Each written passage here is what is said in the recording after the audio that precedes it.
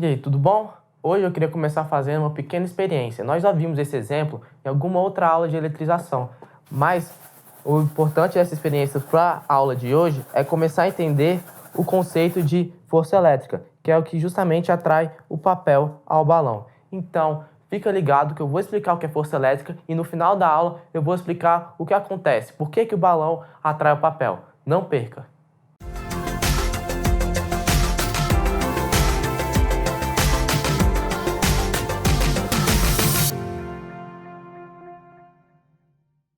Então, gente, hoje nós vamos aprender um pouco sobre a força elétrica. Importante, antes de começar a entender a força elétrica em si, relembrar o que são a grandeza escalar e a grandeza vetorial. Então, vamos relembrar o que é uma grandeza escalar. A grandeza escalar é uma grandeza que você consegue definir usando apenas a intensidade dela. Vou pegar como exemplo uma balança em que você sobe em cima e aparece apenas o seu peso. Ou então uma garrafa de refrigerante, quando você olha, aparece o volume dela em litros e você consegue entender, aquela grandeza faz sentido para você. A grandeza vetorial é uma grandeza que necessita, além da intensidade, de uma direção e de sentido para você ter uma compreensão dela. Por exemplo, a gente pode usar um exemplo de uma força. Às vezes você vai empurrar uma mesa, seu pai fala assim: empurra uma mesa, filho. Você pode mexer a mesa para a direita, para a esquerda, para frente, para trás.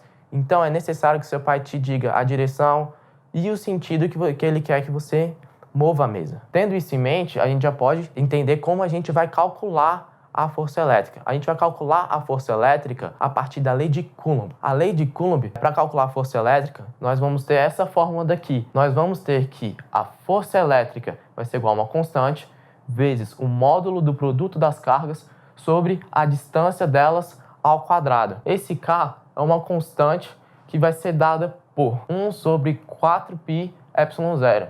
O que é esse epsilon? Esse epsilon é uma constante de permeabilidade. Normalmente, a gente usa a constante de permeabilidade do vácuo.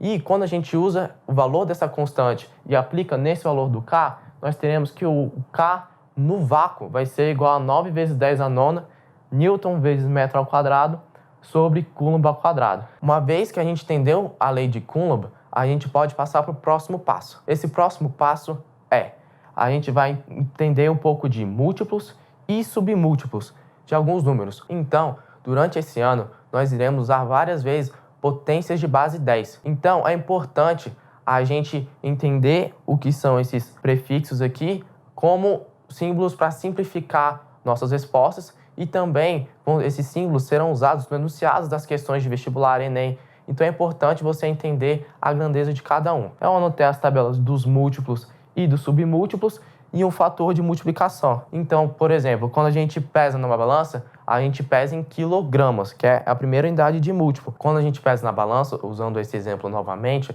nós temos que, por exemplo, a gente pesa 60 quilogramas. Pesando 60 quilogramas, o que quer dizer? Que a gente pesa 60 vezes esse fator aqui, né? Quilo, que é 10 a terceira, ou 1.000 gramas. Então quer dizer que a gente pesa 60.000 gramas. E a gente pode usar isso em diversas operações e até mesmo nas suas respostas. Tendo isso em vista, a gente pode introduzir outros valores também, porque além do quilo a gente tem um mega, que em vez de ser 1.000 ia ser 1 milhão ou 10 a sexta, e passando em diante a gente ia ter o giga, que é 10 a nona, e o tera, que é 10 a 12. Esses aqui são símbolos usados que você vai colocar ao lado da unidade quando você terminar suas contas ou que você vai localizar no enunciado da sua questão. A tabela dos submúltiplos não é diferente. A única coisa que muda é o sinal do expoente. A gente tem aqui o 10 a menos 3, que ia ser o milli. O milli nós vemos muito em volume.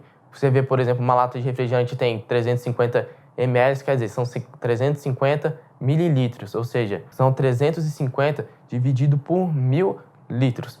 E assim a gente pode usar o mesmo raciocínio para o micro, que é 10 a menos 6, que é representado pela letra grega mi. A gente tem o nano, que é 10 a menos 9, que vai ser representado por n, e o pico, que vai ser representado pela letra P. Então, a gente conseguiu entender como é que funciona um pouco da força elétrica, a lei de Coulomb e uma tabela de múltiplos e submúltiplos para fazermos relações entre grandezas para simplificar os nossos cálculos e também não nos surpreendemos quando aparecerem no enunciado de uma questão. Agora que já encerramos a aula, eu vou explicar o que aconteceu no experimento do balão. Então vamos lá! Quando eu esfreguei o balão na minha cabeça, ocorreu um processo de transferência de elétrons, ou seja, aconteceu um processo de eletrização por atrito e o balão ficou negativamente carregado. Conforme eu fui aproximando o balão do papel, as cargas negativas do balão atraindo as cargas positivas do papel. Por mais que o papel estivesse eletricamente neutro, nós temos que as cargas negativas tendem a ser repelidas e as cargas positivas tendem a ser atraídas. Conforme eu fui aproximando o balão, a intensidade da força realizada no papel foi aumentando de uma maneira tão grande que nós temos o peso do papel sendo vencido pela força elétrica. Por isso, o papel grudou no balão. Depois que o balão encosta no papel, nós temos o balão sendo descarregado, ou seja, ele voltando ao estado neutro e o papel tendo um pouco de carga, ou seja, o balão vai sendo deseletrizado e o papel começa a receber algumas cargas, fazendo com que os corpos voltem em equilíbrio e o papel volte à sua posição original. Então, a gente conseguiu, nesse experimento, ver os processos de eletrização e a força elétrica. Por isso que esse experimento é um experimento muito bacana de ser entendido fisicamente. Na aula seguinte, a gente vai começar a ver um pouco sobre as forças resultantes que atuam em sistemas de cargas. Então, eu espero ver você lá. Até mais!